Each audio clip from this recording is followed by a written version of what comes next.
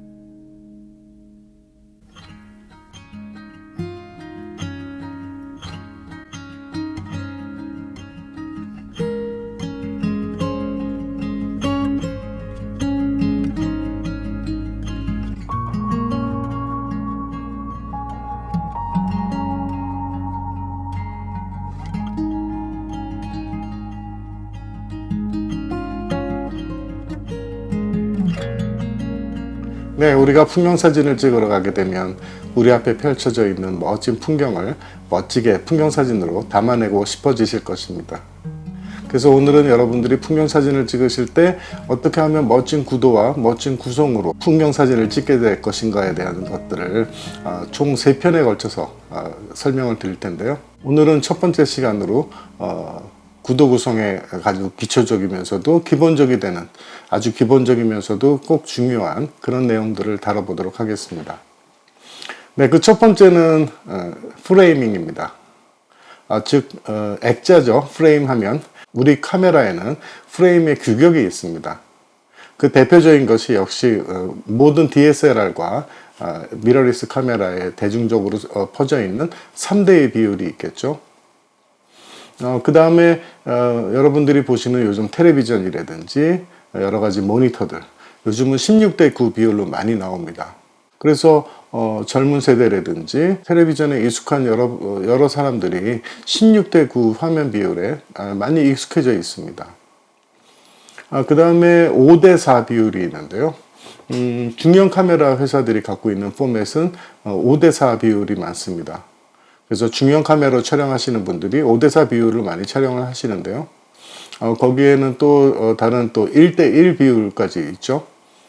그래서 3:2 비율, 16:9, 그 다음에 5:4, 1:1 비율이 우리 풍경사진에서 대표적인 프레이밍입니다.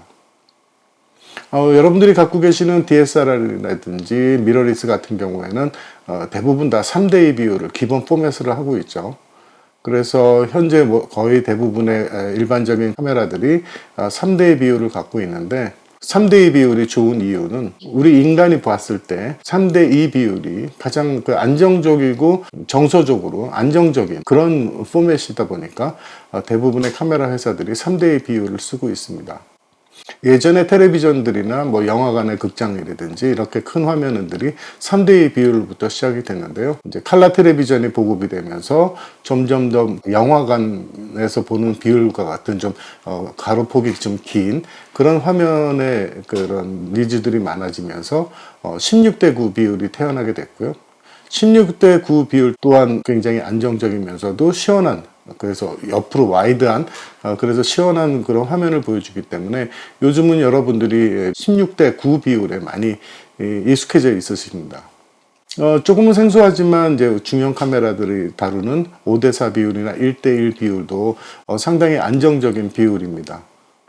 그래서 결국 그 네 가지가 우리 사람들이 안정적으로 느낄 수 있는 프레임이다 보니까 총 네 가지 프레임을 쓸 수가 있는데요.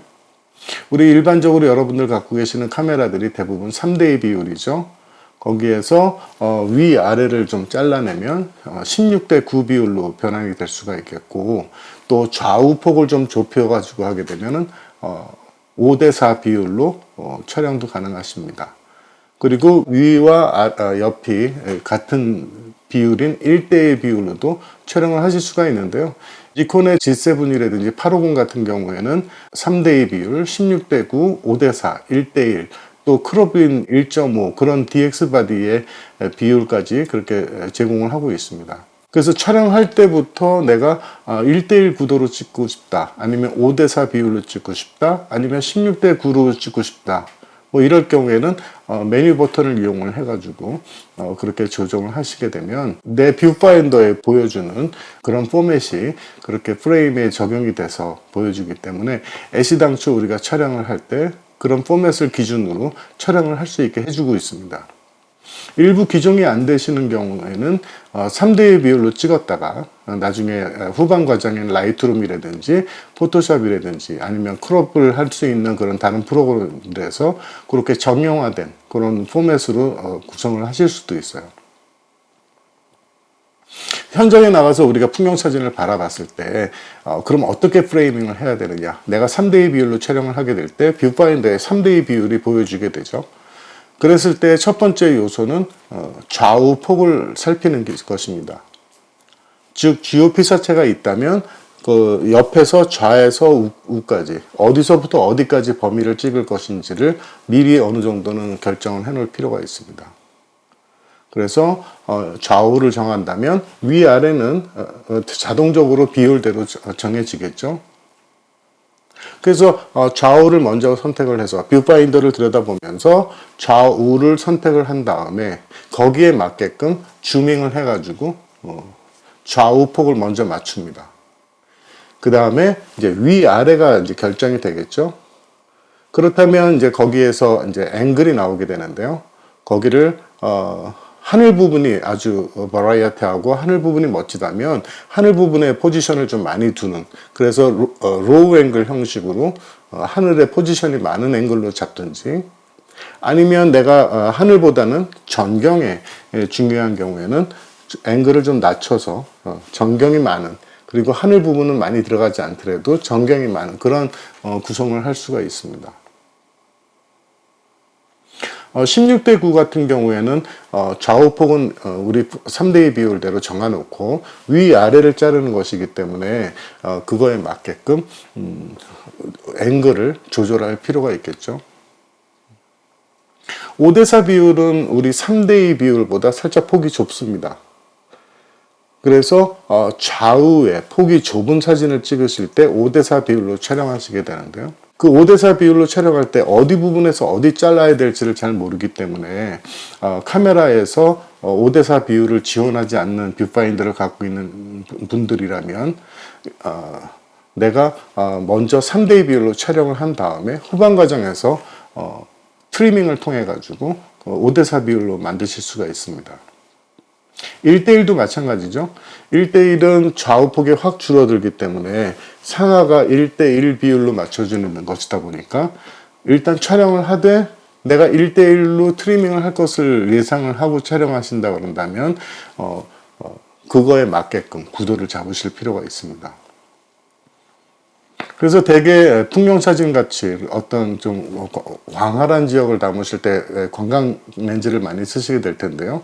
그럴 때는 일단 3대2 비율로 촬영을 하시고 좀 넓게 표현하고 싶다 그런다면 16대9로 표현하시면 좋을 것 같고요. 보통 5대4 비율이라든지 1대1 비율 같은 경우에는 어떤 그런 원근감이 깊은 그런 사진들보다는 좀 정물감이 있는 그런 사진일 때 5대4 비율이나 1대1 비율을 많이 씁니다.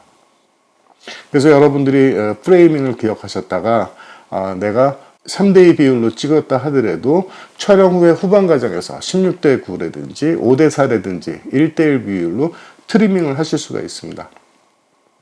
여기서 크로핑하고 트리밍을 좀 혼돈하시는 경우들이 있는데요. 트리밍이라는 것은 내가 찍은 3대2 비율의 화면을 16대9나 5대4나 1대1이나 기본적인 그런 정규 프레이밍으로 잘라내는 것을 트리밍이라고 하는 건데요. 크로핑하고는 달리 한쪽만 잘라냅니다.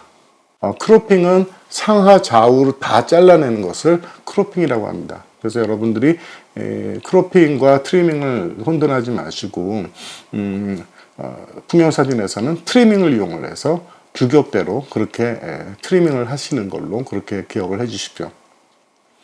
여기서 크로핑을 하시게 되면 우리가 4200만 화소, 4600만 화소 아주 큰 그 해상도의 화면으로 찍었다 하더라도 확 줄어들기 때문에 그래서 화소수가 많이 빠지기 때문에 상하 좌우변에 그런 두 변은 변하지 않게끔 그렇게 잘라내는 것이 트리밍입니다. 그래서 그 트리밍 방법을 이용해서 프레이밍을 완성시키시기 바랍니다.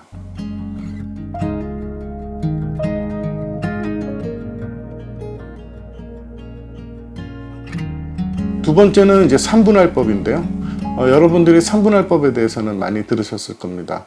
그래서 화면의 상하 좌우를 3등분을 해서 그 3등분이 겹쳐지는 지점에다가 주요 포인트를 놓게 되면, 주요 피사체를 놓게 되면 일반적으로 굉장히 안정적인 그런 구도 구성이 됩니다. 그래서 3분할법만 잘 아셔도 여러분들이 화면을 구성하시는데 구도를 만드시는데 크게 어려움이 없으실 거예요. 하지만 또 거기에 너무 화면 비율의 3대3 비율의 어떤 그게 법칙이라고 생각을 해가지고 거기에다 딱딱 맞춰서 놓는 것은 조금 지양할 필요는 있습니다. 그걸 기준으로 삼으시되 그 언저리의 부분에서 놓는 것을 중요하게 생각하시면 좋을 것 같아요. 오늘 말씀드릴 프레이밍 3분할법, 그 다음에 여백을 어떻게 둘 건지, 그리고 원근감이 있는 사진을 찍을 것인지 정물감이 있는 사진을 찍을 것인지, 그거에 대한 설명을 제가 오늘 제가 찍은 화면을 보면서 같이 설명드리도록 하겠습니다. 화면에 보이시는 바와 같이 제가 오늘 여러분들에게 설명드릴 사진 몇 가지를 이렇게 뽑아봤는데요.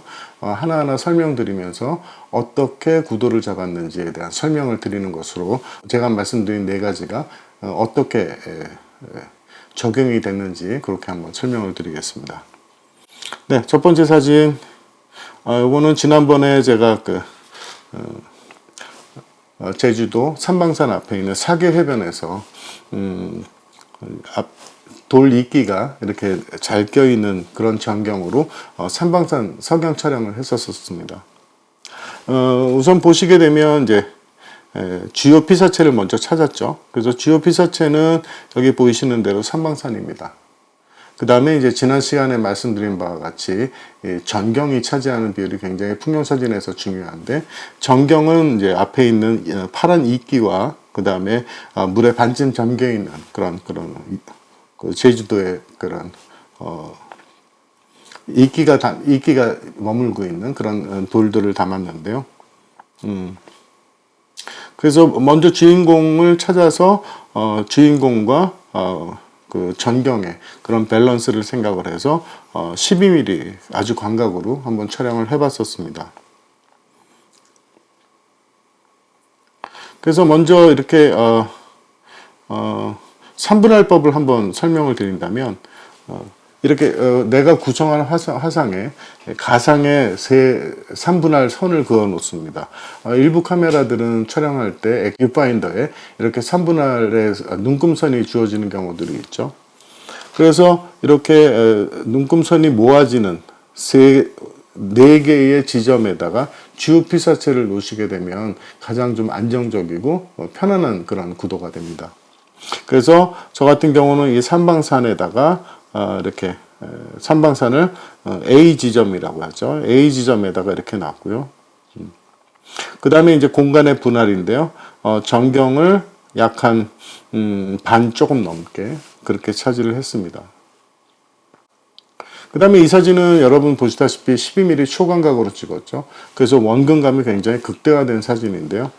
맨 전경에 있는 바위들의 사이즈와 저 멀리 있는 삼방산의 사이즈가 거의 크기가 비슷합니다. 그 얘기는 굉장히 원근감이 두드러지는 그런 풍경사진이 될 수 있겠죠.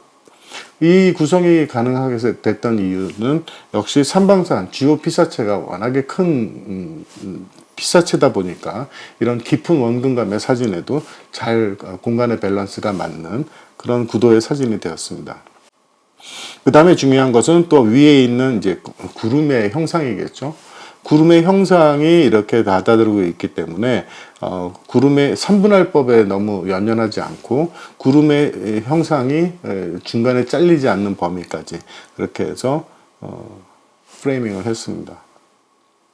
그래서 광각 렌즈로 원근감이 극대화된 그러면서 이 삼방산 주요 피사체를 여기 A 지점에다가 놓음으로 인해서 전반적으로 구조적으로 안정된 것을 볼 수 있고, 또 삼방산으로부터 이 왼쪽에 이 공간과 또 오른쪽의 공간에 적당한 밸런스를 맞췄다고 볼 수 있겠습니다. 그 다음 사진 보여드릴게요. 네, 요거는 협재 해변에서 비양도를 중심으로 비양도의 석양을 담은 풍경 사진인데요.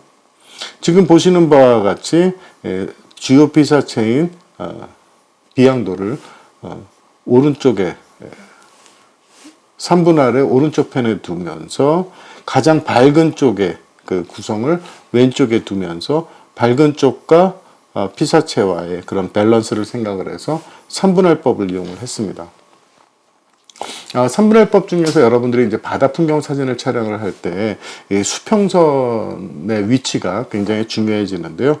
수평선의 위치를 이 아래쪽 단에다가 맞추셔도 되고 윗단에다 맞추셔도 되는데, 그거보다 더 중요한 것은 전경을 얼만큼 그 구성을 넣을 것이냐를 판단을 먼저 하시는 게 좋습니다.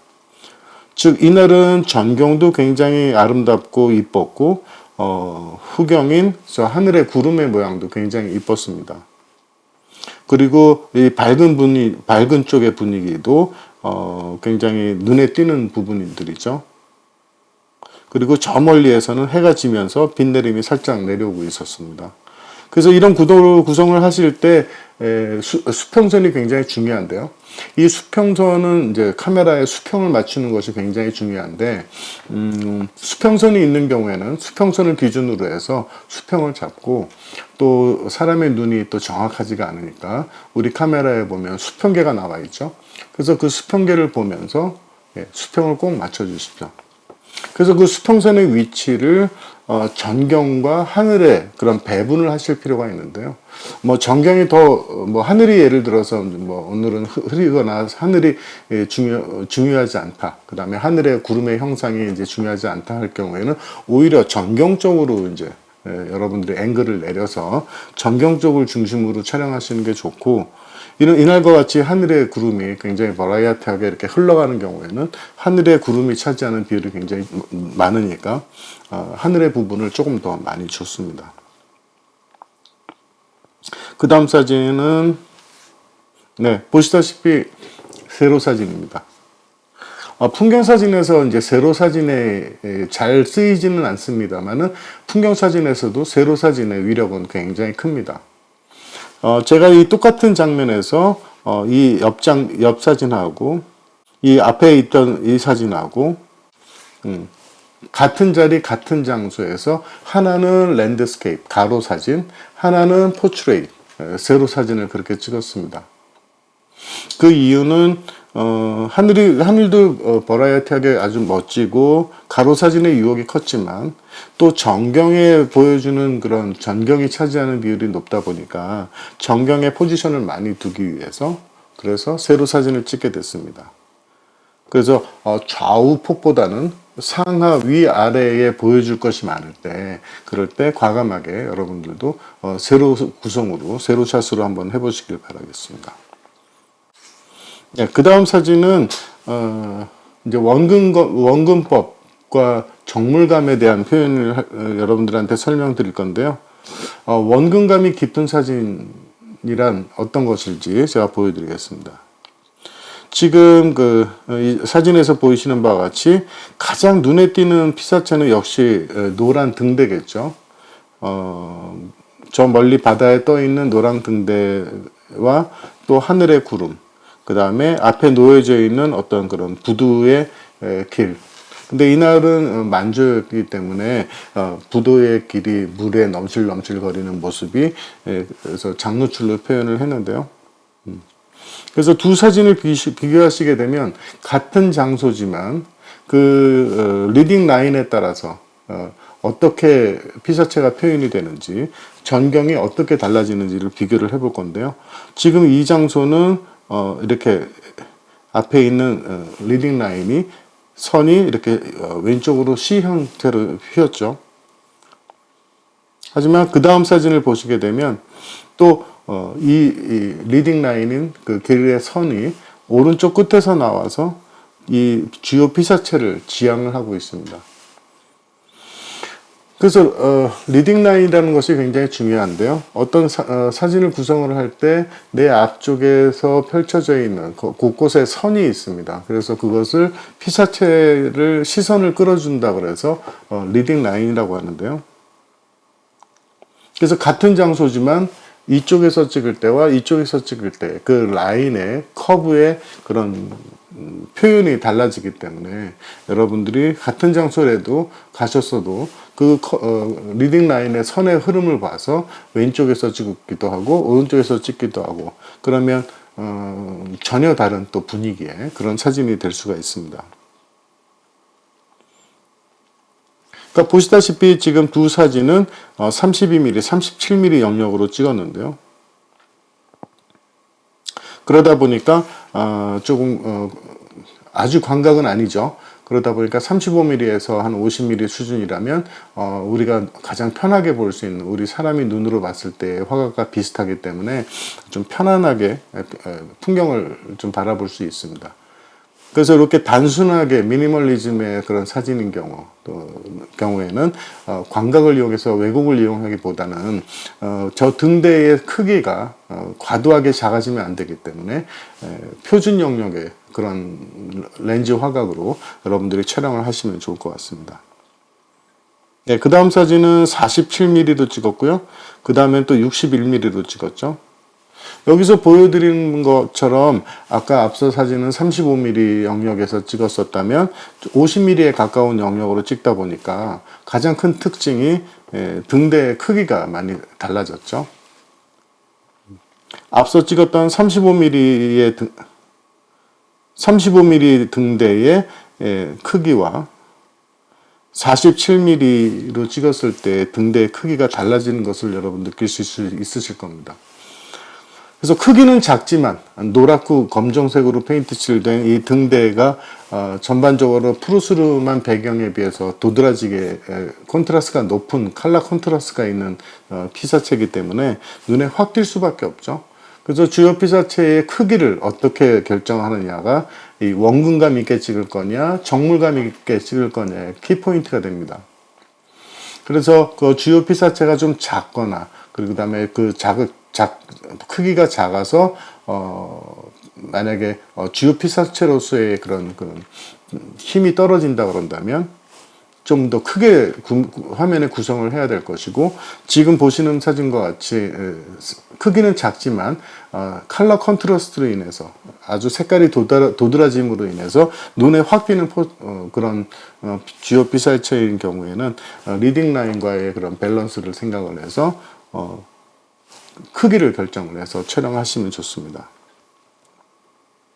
예, 그 다음 사진도 지금 61mm로 찍었는데요. 아까보다 등대 사이즈가 굉장히 커졌죠.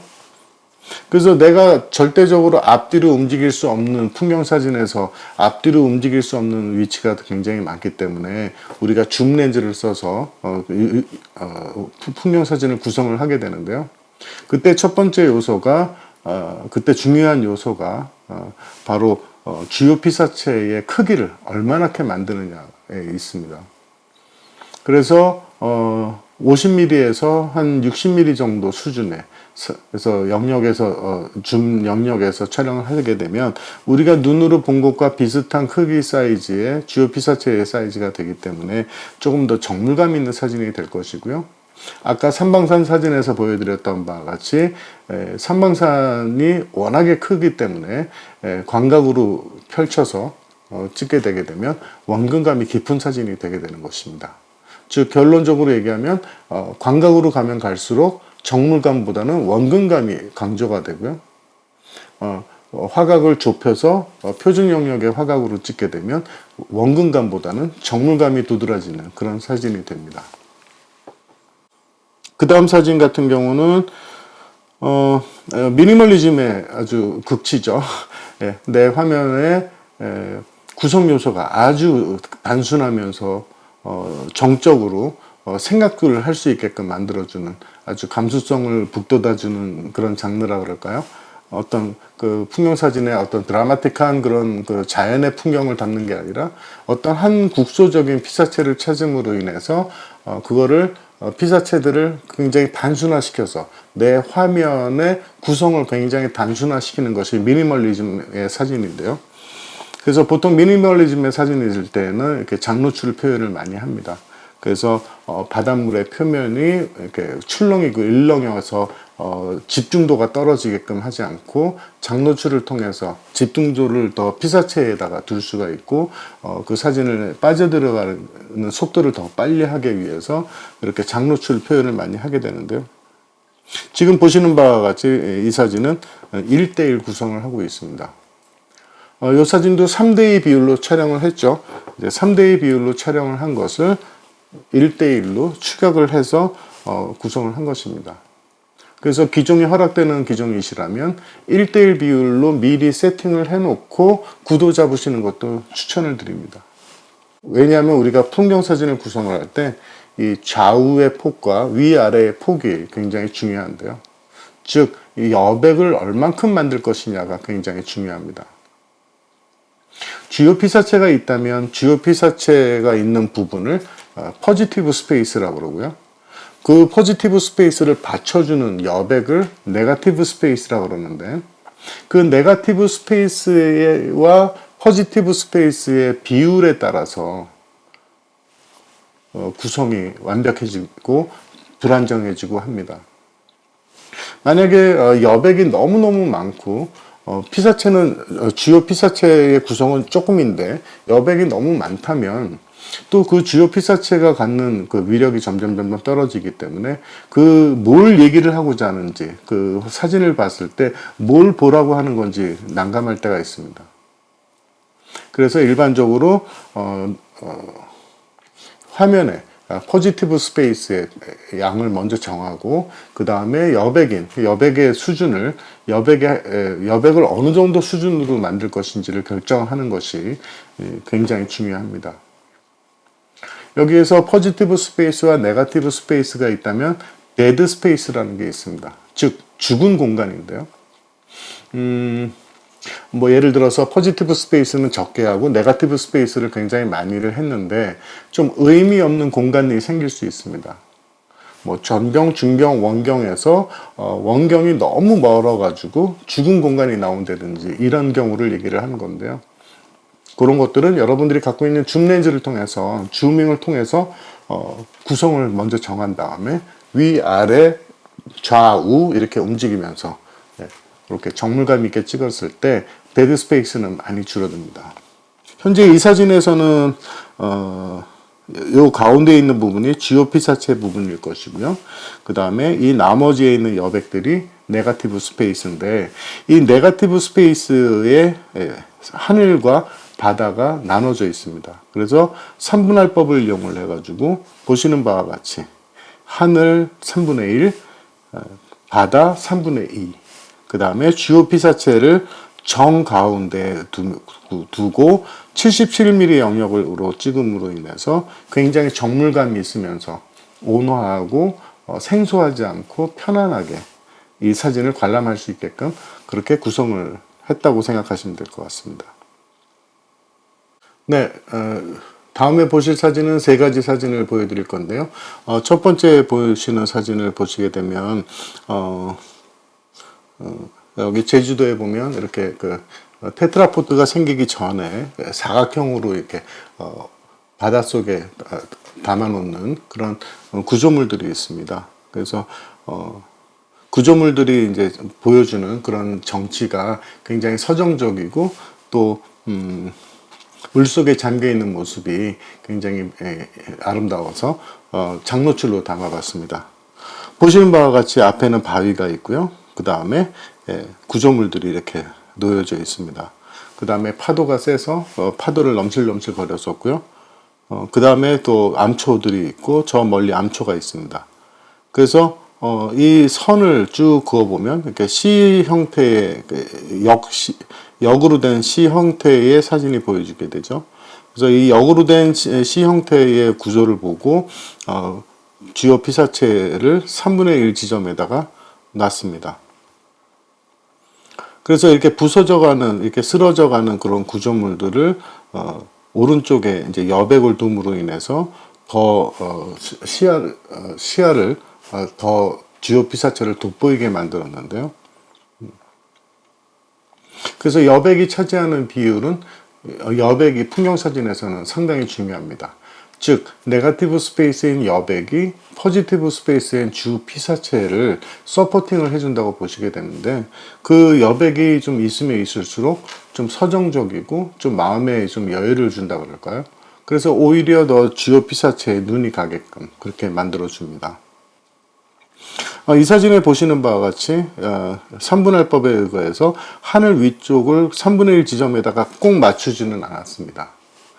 그 이유는 하늘 부분에 포지션이 너무 많아지게 되면 주요 피사체가 가는 시선이 좀 방해가 될 수 있기 때문에 주요 피사체를 조금 더 돋보이게 하기 위해서 하늘의 부분을 많이 좀 줄였어요.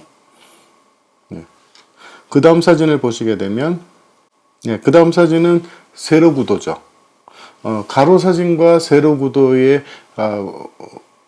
다른 그런 분위기가 있습니다. 그래서 지금 같은 경우는 가로 사진에 비해서 오른쪽에 있는 여백이 굉장히 적은데요. 이렇게 했던 이유는 앞에 있는 암초부터 이렇게 그 직선으로 뻗어 있는, 쭉 위로 뻗어 있는 그런 피사체들의 모양을 극대화하기 위해서 가로 사진보다는 세로 사진을 함으로 인해서 더 그것을 좀 적극적으로 표현했다 그럴까요? 그러니까 여러분들이 보셨을 때 가로 사진이 좋으실지 세로 사진이 좋으실지 의견이 많이 나누실 겁니다.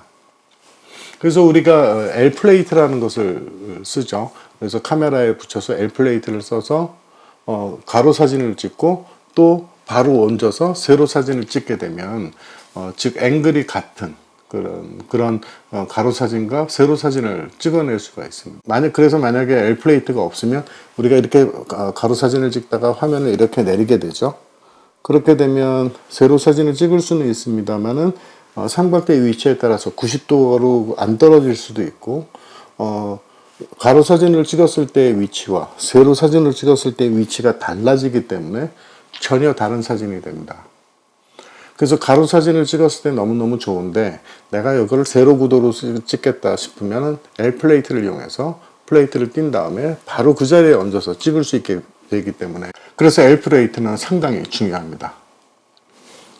네, 다음 사진은 섭지코지에 가게 되면 요즘 제주도에 유채꽃이 아주 만발했습니다. 그래서 며칠 전에 섭지코지에 다녀왔는데요. 지금 보시는 사진은 굉장히 와이드하죠. 이거는 파노라마 사진입니다. 23mm로 한 장, 두 장, 세 장을 찍어서 합친 파노라마 사진인데요.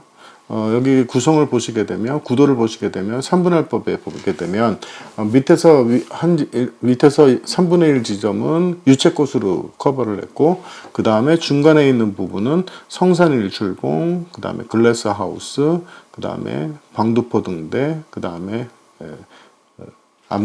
바위까지 주요 핵심적인 주요 피사체는 중간에다가 뒀고요. 그 위 3분의 1 지점은 하늘에 포지션을 뒀습니다. 그래서 아주 굉장히 광활한 화각으로 따진다 그러면 거의 한 180도에 가까운 한 150도 정도 되겠네요. 150도 정도 되는 굉장히 넓은 화각인데, 그거를 광각 렌즈로 찍어서 위아래를 자르게 되면 양쪽에 있는 뭐 건물이라든지 이런 피사체들이 살짝 이렇게 왜곡 때문에 휘죠. 하지만 정물감 있게 보여주면서도 넓은 지역을 하기 위해서 파노라마 촬영을 한 건데요. 그래서 여러분들이 중급반에 가시게 되면 배우게 될 그 파노라마 사진 같은 경우에는 각 한 장 한 장의 정물감이 있으면서 합쳤을 때 넓은 범위를 보여주기 때문에 그게 파노라마를 찍는 이유이기도 하고, 또 이 확대를 해보면 굉장히 디테일이 살아있죠. 왜냐하면 이 한 장 한 장 한 장이 4,600만 화소의 사진으로 찍은 것을 3장을 합친 것이기 때문에요. 아주 디테일하면서도 굉장히 샤프하면서도 전체적으로 확대했을 때 굉장히 크게 프린트를 할 수가 있습니다. 그게 여러분들이 나중에 배우게 되실 이제 파노라마 사진이 될 텐데요. 그래서 여러분들한테 이걸 보여드리는 이유는 파노라마 촬영을 하기 위해서라도 3분할법을 잘 기억을 하셨다가 그거에 맞게끔 파노라마가 합쳐졌을 때 구성을 생각을 해서 이렇게 비율을 생각을 해서 촬영을 하셔야 되는 것입니다. 네, 그 다음 사진은 은하수 사진 시즌이 시작이 됐습니다. 그래서 며칠 전에 맑았을 때 구름이 살짝 끼긴 했지만 은하수 촬영을 했는데요. 여기도 섭지코지에 있는 그 글래스 하우스 앞에 있는 관광객들이 많이 오는 그 그네가 있는 곳입니다. 근데 이쪽에서 은하수의 방향을 잡아서 3분의 1 지점은 이제 밑에 그라운드 지역을 차지를 했고, 은하수가 있는 즉 하늘 부분을 3분의 2 지점을 둠으로 인해서 화면 블러를 3분의 1과 3분의 2 그렇게 뒀습니다. 그 다음에 이제 여기 있는 주요 피사체인 그 오링 그네라고 하는데요. 이 그네를 3분의 1 지점으로 넣지 않고 살짝 안쪽으로 넣었죠. 그 이유는 조금 더 공격적으로 이 사진을 보는 사람으로 하여금 시선을 한 방에 모을 수 있게끔 좀 가운데 쪽으로 모았고, 또 저 뒤에 떠 있는 은하수와 오링과의 그런 밸런스를 생각을 해서 위치를 잡아서 이렇게 촬영을 하게 됩니다. 그래서 여러분들이 아직까지는 은하수 촬영이 좀 어렵긴 하시겠지만 구성을 잘 보셔야 되는데요. 그래서 3분할법을 생각하실 때 위아래 3분할 구도에 딱 맞는 법은 없습니다. 그래서 상하를 3분의 1, 3분의 2로 나누든지 아니면 좌우를 3분의 1, 3분의 2로 나누든지 그렇게 해서 주요 피사체를 어느 지점에다가 놓느냐를 결정을 하신 다음에 화면 전체적으로 구성을 하시면 좀 이 사진을 보는 사람으로 하여금 편안하게 볼 수 있게끔 만들어주는 것이고, 결국 그 편안하다는 것은 그 사진에 몰입을 할 수 있게끔 만들어주는 거고, 내 사진을 조금 더 찬찬히 감성적으로 몰입할 수 있게끔 만들어주는 역할을 하는 것이기 때문에, 다시 한번 결론 내서 풍경 사진을 찍으러 가시게 되면 첫 번째로는 이제 주요 피사체를 찾아서 주요 피사체를 어느 위치에다 놓을 거냐를 결정을 하시고, 두 번째, 주요 피사체의 크기를, 즉 포지티브 스페이스를 얼만큼 크게 할 것이냐를 줌밍을 통해서 결정을 해서 주요 피사체를 찾고 그거를 위치를 잡으시면 되고, 그 다음에는 이제 주요 피사체가 있는 포지티브 스페이스가 있다면 그 여백이 되는 그 네거티브 스페이스의 분량을, 그 비율을 어떻게 할 건지를 줌밍을 통해서 어느 정도 결정을 하시면 됩니다. 그래서 관광 영역으로 찍게 되면 아무래도 이제 원근감이 발생이 되니까 원근감이 깊은 사진이 될 것이고, 아까 보셨던 것처럼 미니멀리즘 사진 같은 경우에는 내가 보여주고자 하는 주요 피사체를 정적으로 서정적으로 그렇게 보여줘야 되기 때문에 감각의 어떤 깊은 원근감보다는 좀 정물감 있게 그렇게 촬영을 하시고, 또 장노출을 통해서 좀 이렇게 전반적인 네거티브 스페이스를 조금 더 편안하게 만들어주는, 그래서 장노출을 찍는 이유인데요. 그래서 미니멀리즘으로 찍으시는 분들이 이제 장노출 사진을 많이 찍습니다. 그래서 그 네거티브 스페이스를 어떤 분위기만 자아낼 수 있게끔 만들어주는 그런 장르가 장노출 장르인데요. 그래서 이 오늘 말씀드렸던 그런 네 가지가 한 풍경에 다 녹아낼 수는 없습니다. 결국은 내가 현장에 가서 내 앞에 펼쳐져 있는 장면을 바라보면서 여기는 내가 원근감이 있는 사진을 찍으면 좋겠다. 그래서 전경과 중경과 후경의 원근감이 깊은 그런 사진을 찍어야 되겠다. 아니면 여기는 좀 단순화시켜서 미니멀리즘으로 좀 어떤 주요 피사체를 정물감 있게 담아서 좀 그 서정적으로 편안하게 그렇게 찍어야 되겠다. 뭐 이런 나름대로의 그런 구도 구성을 뷰파인더를 통해서, 그리고 내가 바라보는 풍경을 통해서 그렇게 판단을 하셔야 됩니다. 그래서 어느 정도 생각을 해서 판단을 한 다음에 뷰파인더를 들여다보고 줌밍을 통해서 광각부터 표준 영역까지 이렇게 줌밍을 통해서 그 변해가는 모습들을 바라보면서 위아래 조절을 하고 3분할법을 생각을 해서 촬영을 하시면 좋습니다. 두 번째는 아까 보여드렸던 것처럼 같은 위치라도 이쪽에서 찍는 앵글과 이쪽에서 찍는 분위기가 완전히 달라지기 때문에 카메라를 그 세팅을 하기 전에 도착해서 이쪽에서도 보고 저쪽에서도 보면서, 그래서 내가 머릿속으로 이 풍경을 내가 어떻게 담아내면 좋겠다라는 그런 기본적인 생각을 가지시고 촬영을 하시면 좋습니다. 즉 출사지에, 유명 출사지에 가더라도 여러분들이 기억하실 것은 먼저 가셔서 이렇게 좌우를 잘 살피시면서 이렇게 나만의 시야로 그 앵글을 다 만드시고 프레이밍을 하신 다음에 최종적으로 판단을 해서 렌즈도 선택을 하시고 장면을 촬영을 하시면 좋습니다. 그래서 여러분들은 생각하면서 구성 구도를 하면서 앞으로는 사진을 찍을 준비를 하셔야 되고요. 오늘 강의를 들으시고 나서 다음번 출사지에 가시게 되면 오늘 배우셨던 내용을 꼭 기억하셨다가 그것을 적용을 해서 내 사진을 완성하시는 데 도움이 되시기를 바라겠습니다. 네, 이상 스티브 베포트 아카데미 스티브 쌤이었고요. 오늘 풍경사진 기초 클래스 7강 풍경사진 구성 구도 잡기 1편 마치겠습니다. 다음 주에는 2편, 그 다음 주에 3편, 그래서 총 3편에 걸쳐서 구성 구도에 대해서 설명을 드릴 텐데요. 이 부분이 굉장히 중요한 부분이니까 여러분들이 집중해서 잘 영상을 보시고 현장에서 적응을 해 나가시길 바라겠습니다. 네, 이상 스티브 베포트 아카데미 스티브 쌤이었습니다. 예, 다음 시간에 또 뵙겠습니다. 감사합니다.